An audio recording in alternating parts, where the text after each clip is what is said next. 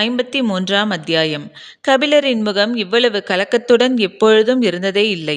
முதிர்ந்த மரம் பட்டையை உதிர்ப்பதைப் போல அனுபவத்தை உதிர்த்தபடி வானத்தை பார்த்து செழித்திருக்கும் திருமுகம். தெளிவு கொண்ட அவரின் சொற்கள் எச்சூழலிலும் மனதை துவளவிடாதவை. ஆனால் இப்பொழுது பெருங்குழப்பம் அவருள் சூழ்ந்துள்ளது. சொற்களை விட்டு விலகி அமைதி கொண்டே நின்றார். சொற்களின் மீது தன் ஆசான் எவ்வளவு காதல் கொண்டவர் என்பதை அங்கவை அளவுக்கு உணர்ந்தவர் பரம்பில் யாருமில்லை. எழுத கற்கும் வரை சொற்களின் வழியாக உலகை பார்த்து பழகியவர்கள் எழுத கற்ற பின்தான் உலகை விழுங்கி நகரும் ஆற்றல் சொற்களுக்கு உண்டு என்பதை உணர்வார்கள். அவ்வாற்றலை உணர்த்திய ஆசான் சொற்களிடமிருந்து இவ்வளவு விலகி நிற்பதேன் என காரணம் புரியாமல் திகைத்தாள் அங்கவை. பிற்பகல் நேரத்தில் வேயப்பட்ட குடிலில் அவர்கள் அமர்ந்திருந்தனர். ஆசான் சொல்வதை அங்கவை எழுதி கொண்டிருந்தாள். மனம் ஈடுபாட்டின்றி சொல்லும் ஒற்றை சொல் கூட ஒருவரை காட்டிக் கொடுக்கும், இன்னொருவரால் கண்டறியப்படும். குனிந்து எழுதி கொண்டிருந்த அங்கவை தலை நிமிரவே இல்லை. சொல்லப்பட்ட சொல்லின் வழியே ஆசானின் எண்ணத்துக்குள் போக முயன்று கொண்டிருந்தாள். எழுத்தை விட்டு வெளியேதான் அங்கவையின் மனம் இயங்கிக் கொண்டிருக்கிறது என்பது கபிலருக்கு அறிவார். இருவரும் தெரிந்தேதான் ஒளிந்து கொண்டிருந்தனர். குடிலின் மறைப்புக்கு பின்னால் பறவையின் கீச்சொலி கேட்டது. குனிந்து எழுதி கொண்டிருந்த அங்கவை நிமிர்ந்து பார்த்தாள். அவளால் குரலோசையை வைத்து பறவையை கணிக்க முடியவில்லை. மீண்டும் ஒரு முறை கீச்சொலி கேட்டது. கழுத்தை நீட்டி பார்த்தாள். தெரியவில்லை. வெளிப்புறம் போய் பார்த்தாதான் தெரியும் என்றார் கபிலர். ஆசான் சொல்லி முடித்த கணத்தில் அவரது எண்ணத்தை அறிந்தாள் அங்கவை. எழுந்தவள் அப்படியே உட்கார்ந்தாள். கண் கலங்கியது. அவளால் எதுவும் பேச முடியவில்லை. ஏன் போகாமல் உட்கார்ந்து விட்டாய்? அங்கவையிடமிருந்து மறுமொழி வரவில்லை. இதைப்போல்தான் என்னாலும் போக முடியவில்லை. சற்றே அமைதிக்கு பின் மெல்லிய குரலில் கேட்டாள். பரம்பிலிருந்து கொண்டு உங்களால் கண்டறிய முடியாத உண்மை என்ன ஆசானே? அவள் நிமிரவில்லை.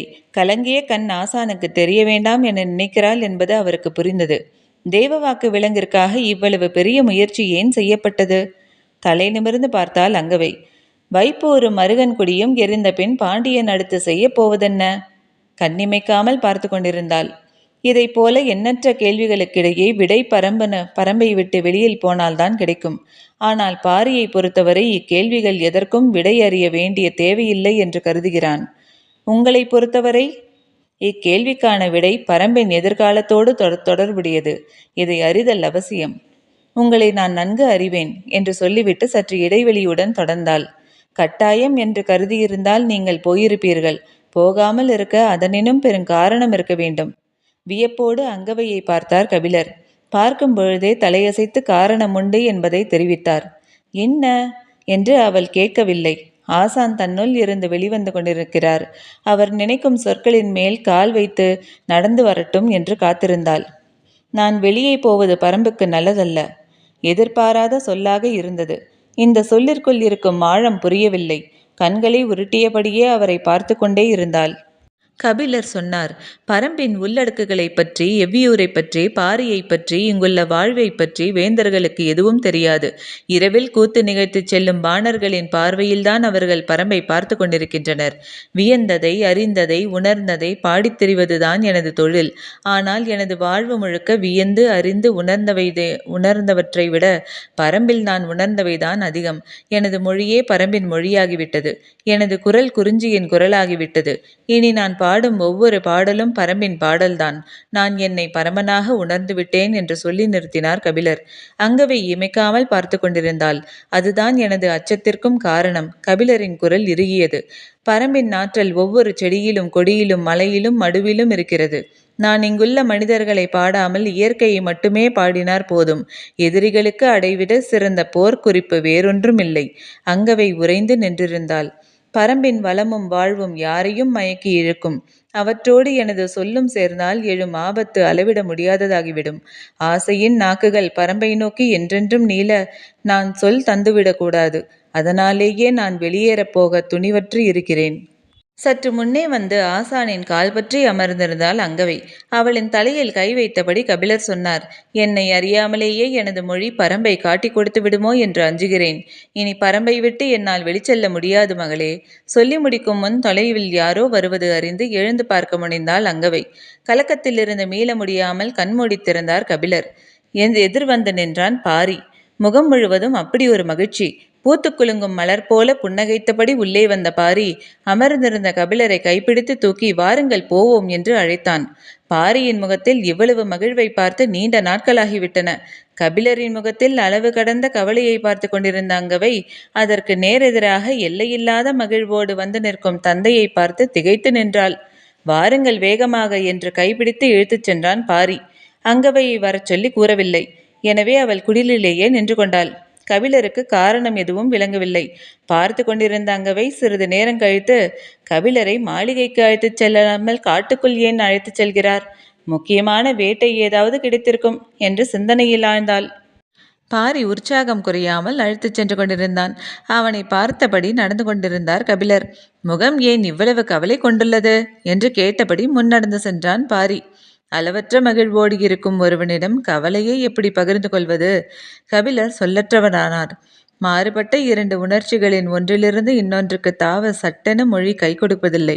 மொழி வலிமையற்று இருக்கும் இடத்தில் நின்று பேசுவதுதான் புலவனின் ஆற்றல். ஆனால் அவ்வாற்றலை வெளிப்படுத்தும் மனநிலையில் கபிலர் இல்லை. அமைதியாய் வரும் கபிலரை பார்த்து பாரி கேட்டான், பகிர்ந்து கொள்ள முடியாத கவலையா? இல்லை என்று சொல்லியபடி நடந்தார். ஆனால் தொடராமல் சொல் நின்றிருந்தது. எவ்வியூரின் நாகப்பச்சை வேலியை கடந்து உள்காட்டுக்குள் நுழைந்தனர். செடி கொடிகளை விலக்கி முன்னே நடந்து கொண்டிருந்தான் பாரி. மெல்லிய குரலில் கபிலர் பேசத் தொடங்கினார். நாள் தவறாமல் கூத்து நடக்கிறதே, அவற்றில் என்ன நடக்கிறது என்பதை கவனித்தாயா? கூத்து களத்தில் எவ்வளவோ நடக்கிறது. நீங்கள் எதை கேட்கிறீர்கள்? கபிலர் மீண்டும் அமைதியானார். அறியாமல் பேசுபவனல்ல பாரி. ஆனால் அறிந்தவனைப் போல அவன் பேச்சில்லை. என்ன சொல்வதென்று சிந்தித்தபடியே இருந்தார். பாணர் கூட்டத்துக்குள் பாடத் தெரியாதவனும் இருக்கிறான். இசைக்கருவிகளை வாசிப்பவர்களுக்கு நடுவில் அதில் பயிற்சியே இல்லாதவனும் உடன் வருகிறான் என்று சொல்லிய கபிலர் சற்றே தயக்கத்தோடு சொன்னார். கூத்து நடத்த வரும் பாணர் கூட்டத்தில் ஒற்றர்கள் நிறைய வருகிறார்கள். முன் நடந்தபடி பாரி சொன்னான். பரம்பு நாட்டை இவ்வழியின்றி வேறு எவ்வழியில் அவர்களால் வேவு பார்க்க முடியும்? எனவே கூத்து கலைஞர்களோடு ஒற்றர்கள் எல்லா காலங்களிலும் வந்து கொண்டேதான் இருக்கிறார்கள். அதனால் ஆபத்து உருவாகி விடாதா? தெய்வத்தின் உருவில் எதிரி வந்தால் வணங்கித்தானே ஆக வேண்டும். சொல்லால் சிதைவுற்றார் கபிலர். முன்னடந்து செல்லும் பாரியை பின்தொடர முடியவில்லை. வாழ்வின் பாதை அவ்வளவு செழிப்புற்றிருந்தது பாரிக்கு. செழிப்பே ஆனாலும் மரித்து கிடக்கும் கொடிகள் இடையூறுதானே. கபிலரின் கண்களுக்கு மரித்து கிடக்கும் கொடிகளே தென்பட்டன. கலைஞர்கள் என்ன செய்வார்கள்? அதிகாரத்துக்கு அஞ்சி அவர்களை உடனழைத்து வருகிறார்கள். ஒற்றர்களும் உடன் வருகிறார்கள் என தெரிந்துதான் எம் வீரர்கள் பரம்புக்குள் அவர்களை அழைத்து வருகிறார்கள். பச்சை மலையின் எல்லா மடிப்புகளின் வழியையும் ஒற்றர்களை எம் வீரர்கள் அழைத்து வந்திருக்கிறார்கள். அப்படியிருந்தும் எவ்வியூருக்கு போகும் வழி குறிப்பை சொல்ல பாண்டியனால் முடியவில்லை அல்லவா? காலம்பன் தன் முன்னோர்கள் சொன்ன குறிப்பின் வழியாய்த்தான் வந்து சேர்ந்துள்ளான். கபிலருக்கு என்ன சொல்வதென்று தெரியவில்லை. பாரி சொன்னான். நாட்டை பிடிக்கும் முறையில் காட்டை பிடித்து விட முடியாது. நாட்டில்தான் வழித்தடம் பாதையாகி இருக்கிறது. காட்டின் வழி மரமாகவும் பாறையாகவும் அருவியாகவும் தான் இருக்கிறது. 3 கருங்காலி மரத்தினருகே ஒரு செங்கடம்பு இருக்குமே, ஆனால் காலடி கவட்டை கொள்ளும், அதாவது முச்சந்தி என்று பொருள். அது யாருக்கு புரியும்? இயற்கையாக முளைக்காத வகையில் முளைத்துள்ள தாவரங்களை இயற்கையை அறிந்த ஒருவனால் தான் கண்டறிய முடியும். வண்டி சாலை பற்றிய மனித அறிவு சில தலைமுறைகளுக்குத்தான் சொந்தம். ஆனால் காட்டுப்பாதை பற்றிய மனித அறிவு எண்ணிலடங்காத தலைமுறைகளின் சேர்மானம். அது ஒற்றன் வந்து போகும் ஒற்றை பயணத்தில் ஒருபோதும் அடைபடாது. பேசியபடி வேங்கை குறையாமல் நடந்து சென்றான் பாரி. கபிலர் பின்தொடர்ந்தார். வேந்தர்களின் வழியே அரசாட்சியின் இலக்கணங்களையும் வழிமுறைகளையும் அறிந்த வாழ்வு கபிலரின் வாழ்வு. அதற்கு நேர்மாறாக குல சமூகத்தின் மனவோட்டத்தின் வழியே புரிந்து கொள்ளுதல் எளிய முயற்சியல்ல.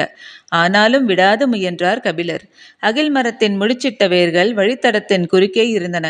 அவற்றை கவனமாக தாண்டிய பாரி கபிலரின் கால்களை தடுக்கிவிடாமல் இருக்க நின்று உதவினான். அவன் தோள்களை பிடித்தபடி வேர் தட்டாமல் கால் தூக்கி வைத்தார் கபிலர். இதுவரை பரம்பின் மீதான எல்லா தாக்குதல்களுக்கும் பின்னே கூத்துக்கு வந்து போன ஒற்றனே இருக்கிறான். எனது முதற் போருக்கே கூத்துக்களம்தான் காரணமாக அமைந்தது என்றான் பாரி. பாரி முதலில் நடத்திய போர் சேரனுக்கு எதிரானது. அப்போரில் தான் உதயஞ்சேரலின் தந்தை செம்மாஞ்சேரலின் தலையை வெட்டிப்பு எறிந்தான் என்பது பலரும் சொல்ல கேட்டுள்ளார் கபிலர். ஆனால் அப்போர் ஒரு கூத்துக்களத்திலிருந்து தான் தொடங்கியது என்பது கேட்டறியாத ஒன்றாக இருந்தது. தோல் மீது கிடந்த கபிலரின் கை சற்றே இறுக்கி பிடித்தது. தோழனின் மொழியை அறியாதவனா பாரி? கூத்துக்களத்தின் கதையை சொல்லத் தொடங்கினான். கதை வழக்கம் போல் முருகனிடமிருந்து தொடங்கியது. பாரி முருகனின் பெயரை உச்சரித்தபடி முன்னடந்தான். கபிலருக்கு தொடக்கமே வியப்பாக இருந்தது. இக்கதையில் முருகன் எப்படி வந்தான் என்று சிந்திக்கத் தொடங்கிய கணமே பாரி கேட்டான். முருகன் தனது காதலின் பரிசாக எவ்விக்கு ஒரு பூண்டு கொடுத்தானே, அது என்ன தெரியுமா? கபிலர் விடையின்றி விழித்தார். நாக்கர்தான் புல் விளைந்து கிடந்த நிலத்தை கடந்த பொழுது நீலன் சொன்ன கதையது. தனைமயக்கி மூலிகையை கொடுத்தபடி கதையை தொடங்கி அவன் சொல்லி வந்தான்.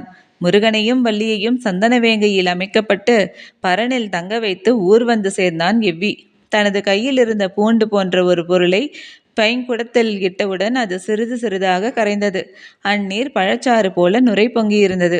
அதனை அருந்தியவர்கள் வாழ்வில் அதுவரை காணாத சுகத்தை கண்டார்கள். மீண்டும் மீண்டும் வாங்கி பருகி மயங்கி சரிந்தார்கள். அவர்கள் பருகிய பொழுது சிந்திய துளிகள் வாசனையை நுகர்ந்தே மலையெங்கும் இருந்த பாம்புகள் அப்புதருக்கு வந்து சேர்ந்தன என்று நீலன் சொன்ன கதையை சொன்னார் கபிலர்.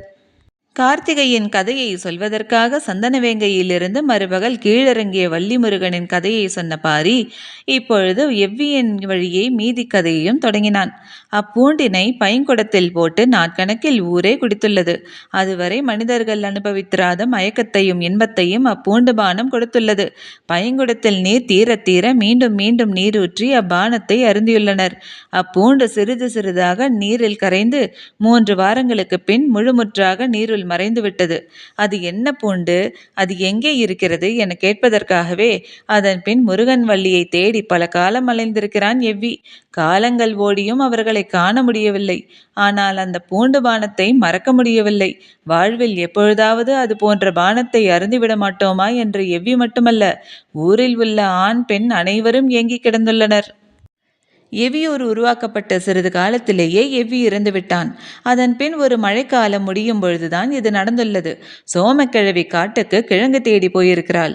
பகல் முழுவதும் அலைந்த களைப்பில் நாங்கில் மரத்தின் நிழலில் அமர்ந்து இலைப்பாரி இருக்கிறாள். உச்சி பொழுது. எங்கும் வெயில் தகித்து கிடந்திருக்கிறது.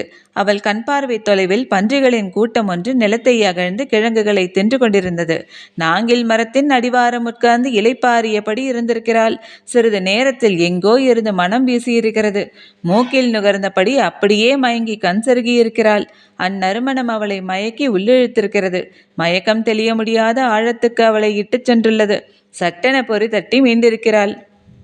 இது ஏற்கனவே நுகர்ந்த மனம். ஆனால் எங்கே, எப்பொழுது என்றுதான் நினைவுக்கு வரவில்லை. மீண்டும் மீண்டும் நினைவு கூர்ந்த பொழுது அது எவ்வி கொண்டு வந்து கலக்கி கொடுத்த அந்த பூண்டு பானத்தின் மனம் என்பது நினைவுக்கு வந்தது. நாட்கணக்கில் ஊரே உட்கார்ந்து குடித்து குடித்து தீர்த்தோமே, அந்த மனம் என்பது நினைவுக்கு வந்த கணம் சோமக்கிழவிக்கு மகிழ்ச்சி தாங்கவில்லை. அகமகிழ்ந்து எழுந்திருக்கும் பொழுது கண்களில் கண்ணீர் பெருகியது. அந்த மனத்தை மறுமுறை நுகர வேண்டுமென்று அவ்வளவு ஆசைப்பட்டான் எவ்வி. ஆனால் அவன் இப்பொழுது உயிரோடு இல்லை. ஓராண்டுக்கு முன்தான் இறந்தான். அவன் கொண்டு வந்து கொடுத்ததன் மூலம்தான் இம்மனத்தை நாம் நுகர்ந்தோம் என்று எண்ணியபடியே எங்கிருந்து இம்மனம் வருகிறது என தேடத் தொடங்கினாள். செடி கொடி மரம் என எல்லாவற்றையும் அண்ணாந்து பார்த்து கொண்டே இருந்தாள். எங்கிருந்து வருகிறதென அவளால் கண்டறிய முடியவில்லை. காற்று வீசும்போது மிதந்து வரும் மனம் காற்று நிற்கவும் அறுபட்டு விடுகிறது. சற்று தொலைவில் இருந்து வருகிறது என்பதை உணர்ந்தபடி அப்பக்கம் போகலாம் என நகர்ந்திருக்கிறாள். அவ்வளவு நேரம் கிழங்குகளை மண் கிளறி மேய்ந்து கொண்டிருந்த பன்றி கூட்டம் இப்பொழுது அவ்விடம் இல்லை. ஆனால் தேனீக்களும் வண்டுகளும் பெருங்கூட்டமாக வந்து அவ்விடம் மொய்க்கத் தொடங்கியுள்ளன. சோமக்கிழவி அருகில் போய் பார்த்திருக்கிறாள். மண்ணுக்குள் கிழங்கு வடிவத்தில் ஏதோ இருந்திருக்கிறது. கையால் கிளறி அதனை எடுத்திருக்கிறாள். அந்த பூண்டின் மனம் எவ்வி கொண்டு வந்து நீரில் கலக்கி ஊரே குடித்த அந்த மனம், அதே வடிவ பூண்டு. பல ஆண்டுகளுக்கு பின் அதனை கண்டறிந்த மகிழ்வில் ஓடோடி வந்து ஊரிலே கொடுத்திருக்கிறாள். பைங்குடத்தினில் அதனை போட்டிருக்கின்றனர். நீர் கலக்கி பழஞ்சாறாகி இருக்கிறது. ஒருவர் மாற்றி ஒருவர் குடிக்கத் தொடங்கியுள்ளனர். ஊரே நாட்கணக்கில் குடித்திருக்கிறது. இப்பானம் கிடைக்காதா என்று எவ்வி எத்தனை முறை புலம்பியிருப்பான். அதனை குடித்த எல்லோருமே வாழ்வில் இன்னொரு முறை குடிக்க மாட்டோமா என்று புலம்பியபடியே இருந்தனர். சென்ற முறை முருகனை நினைத்து எல்லோரும் குடித்ததைப் போல இம்முறை எவ்வியை நினைத்து ஊரே குடித்தது. அதற்கு இன்னொரு காரணமும் இருந்திருக்கிறது. சோமக்கிழவி எவ்வியின் மனம் கவர்ந்தவளாம். எவ்வி அவளிடம் மட்டும் அது கிடைக்கும் இடத்தை சொல்லிச் சென்றுள்ளான் என்று பேசி சிரித்து நாட்கணக்கில் குடித்துள்ளனர். சிறிது சிறிதாக கரைந்து அப்பூண்டு முற்றிலும் மறைய ஒரு மாதமாகியுள்ளது. இன்று வரை அந்த பூண்டு எந்த செடி அல்லது கொடியின் கீழ் விளைகிறது என்று யாருக்கும் தெரியாது. கிழங்கு தேடும் பன்றி அகழ்ந்து போட அந்த பூண்டு பூண்டு வெளிவருகிறது. அதன் வாசனை பட்டவுடன் பன்றி அந்நிலம் விட்டு அகன்று விடுகிறது. எங்குமிருக்கும் தேனீக்களும் வண்டுகளும் அதனை மொய்க்கத் தொடங்குகின்றன. மாத கணக்கில் ஆனாலும் தேனீக்கள் அதனை மொய்ப்பதை நிறுத்தாது. காட்டில் அலைந்து திரியும் பரும மக்களின் கண்களுக்கு அது எப்படியும் பட்டுவிடுகிறது. அதன் பின் எவ்வியூர் கால நேரமின்றி மிதந்து கொண்டுதான் இருக்கும். பூண்டு கிடைத்து விட்டார் போதும், மிதக்கும் மயக்கத்தினூடே காதல் பொங்கி மேலெழத் தொடங்குகிறது. வள்ளி முருகனின் காதலும் எவ்வி சோமாவின் காதலும் ஒன்றினை ஒன்று விஞ்சி மேலிறக்கின்றன. இப்பூண்டினை முதலில் கண்டறிந்தது வள்ளியா முருகனா என்று பேச்சு தொடங்குகிறது. பூண்டின் சாறு இறங்க இறங்க வள்ளியும் முருகனும் இறங்கி ஆடுவர். நாட்கள் செல்ல செல்ல எவ்வியா சோமாவா என்ற பேச்சு போகிறது. ஆட்டமும் பாட்டமுமாக பகலிரவு பாராமல் ஊரே மிதக்கிறது. காதலின் பரிசாக வள்ளி முருகன் இருவரும் எவ்விக்கு கொடுத்திருக்கலாம். ஆனால் தன் காதலிக்கு அதனை கொடுத்தது எவ்விதான். தன் காதலனின் நினைவாக அதனை கண்டறிந்தது சோமக்கிழவிதானே. எனவே அவளின் பெயரையே அதற்கு சூட்டினர். அது சோமப்பூண்டு என்று அழைக்கப்பட்டது.